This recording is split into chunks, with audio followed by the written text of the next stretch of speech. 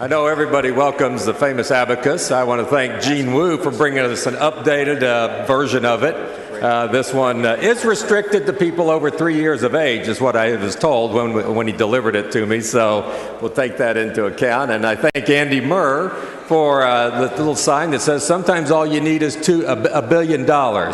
Truth be, I'm going to scratch in there. Really, all you need is some dollars, and I think we'll explore a good bit of that as we go through the day here and stuff. So I pull the abacus out with thoughts of Sylvester Turner, who spent many times here and was actually the one who was famous for bringing the abacus to the House floor.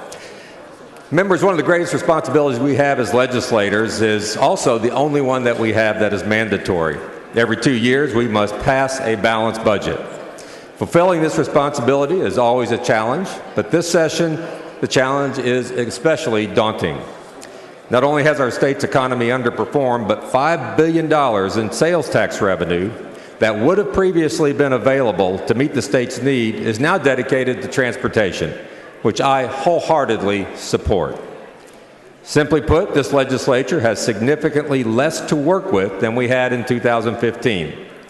And even as the Texas population has continued to grow by 1 million people every 2 years and with some modest inflation. I'm very proud of the very thoughtful and transparent process that we undertook in order to get to this point. Myself, along with the subcommittee chairs and the entire Appropriation Committee, has worked with many members of this body to bring this bill to you today.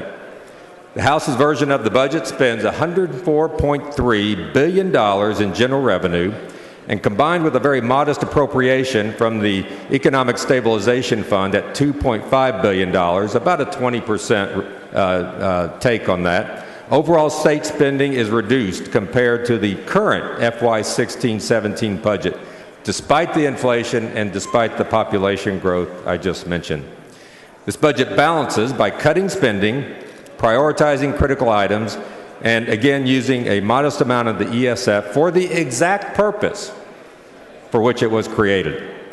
This budget also maintains this body's commitment to using dedicated funds for their rightful purpose, and the House has taken a great leadership role in that regard.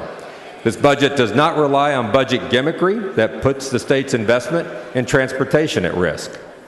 This budget meets the needs of our state within the resources that are available.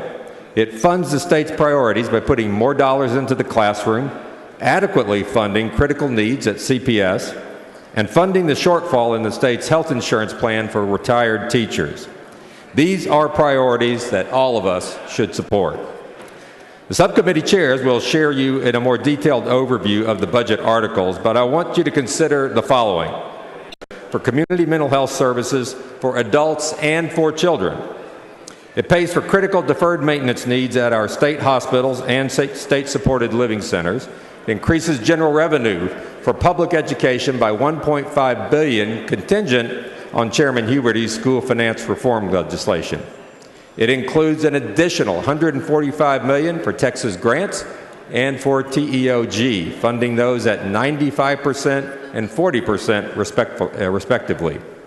It includes $500 million for the retired teacher health care.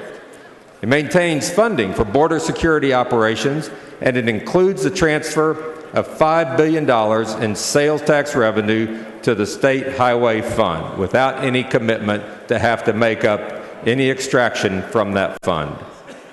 I will now ask the subcommittee chairs to provide overviews of their specific articles, and I know we will all be happy to answer any questions that you might have.